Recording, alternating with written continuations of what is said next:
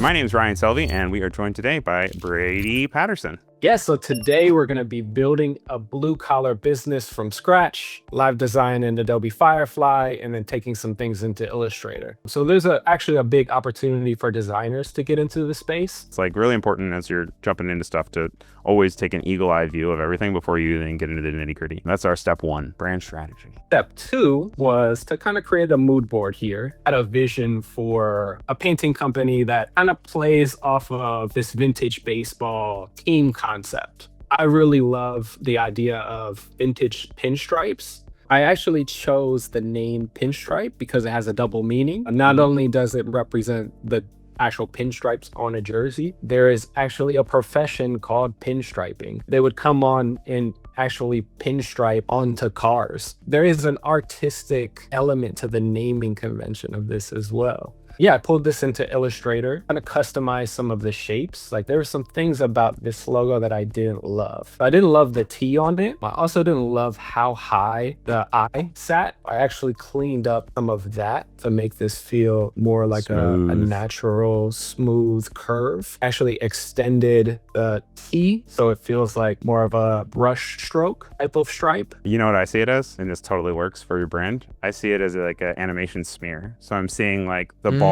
on the left getting hit and then being struck forward by the bat over to the right. So it's like an action line, which works perfect for the baseball theme. I created a prompt here using Robin or bird logo up here at the top. Also gave it a reference of the logo itself and then asked it to generate a picture of a chameleon as a mascot for the painting business to keep it friendly, but still give it that sports feel. And then I told it to have the chameleon match the brand colors and put a painting roller in one of its hands. See what these look like. Stop. They're so cute. I know you're not going for cute, and I keep calling everything that you're doing cute, but you're not beating the allegations, man. You've got a cute business on your hands. So what I tend to do is to make these really big, and then I'll go up here to the top, the image trace, and Look then at that. That was so fast, boom. too. It also works really well in black and white. Impressive that it immediately don't lose much detail at all. But I have a vision for what this truck wrap is going to look like. Kind of want it on more of a Sprinter van. Actually want the pinstripes to go dead center down the hood and through the back of the car. And then on the sides, I want to have some type of paint texture. The van itself will be more of the oxblood color, and then the accents will be that light blue color.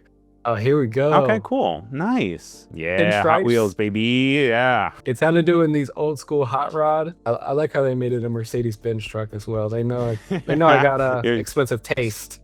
We started out at the very beginning, going through a quick brand strategy, and we built a custom mood board with Adobe Firefly to get some of the textures and colors and feel for the overall brand. We built out our color palette and then went through a bunch of different script font variations to choose our logo, mocked it up on the jersey designs for our painting crews, and then generated our mascot, which is a nice little chameleon here who's holding a paintbrush. And then we took that, brought it into Adobe Illustrator, created a vector version of it, and then we mocked it up on some trucks here at the end. So a huge thank you to Brady. Thanks so much for coming on the show, man. Always, always, always a pleasure. Bye.